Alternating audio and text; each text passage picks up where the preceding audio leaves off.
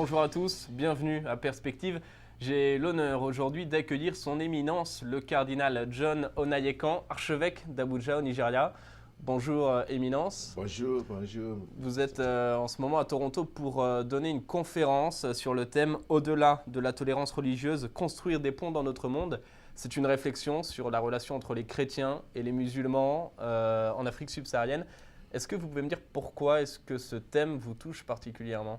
On a parlé beaucoup de cette affaire, particulièrement dans la média, mais généralement en référence aux événements tragiques de bombes, de violences par des groupes de terroristes islamistes.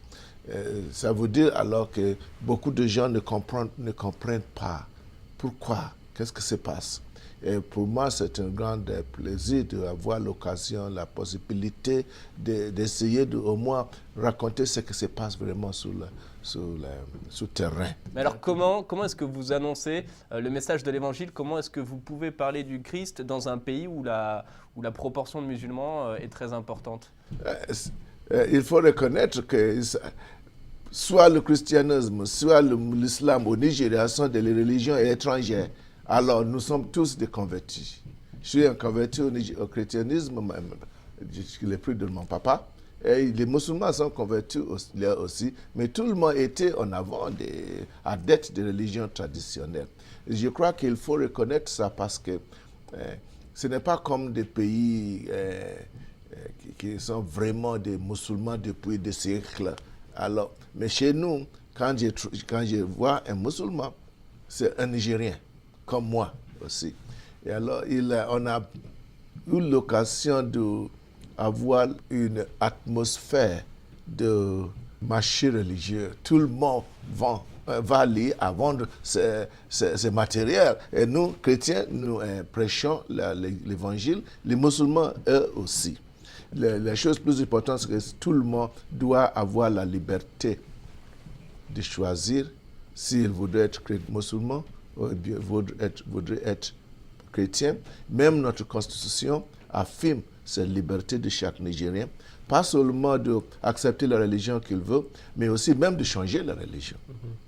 Et c'est ça que, alors dans ce contexte-là, nous sommes toujours libres de prêcher l'évangile, comme aussi les musulmans sont libres de prêcher leur islam.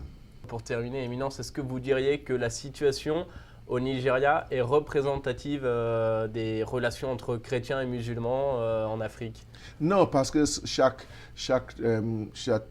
pays a sa propre configuration du point de vue de démographie religieuse. Au Nigeria, nous sommes plus ou moins la même. Mais il y a, par exemple, si vous prenez un pays comme le Sénégal, les musulmans sont plus de 95%. Mais il y a de bonnes relations entre les 85% des musulmans et les 5% des chrétiens. Bonnes relations. Si on va dans les pays du sud de l'Afrique ou bien de l'Afrique de l'Est, on a la grande majorité des chrétiens et une petite minorité des musulmans. Et de partout, on cherche de trouver les moyens meilleurs pour assurer que notre peuple peut pratiquer leur religion, mais en même temps assurer la paix dans le pays. Parce que sans la paix, le développement devient très, très difficile. Merci beaucoup, éminence, de nous avoir éclairé sur la situation de la relation entre chrétiens et musulmans en Afrique. Voilà, c'est ainsi que se termine cette émission. Merci beaucoup de l'avoir suivi. Très bonne soirée à tous.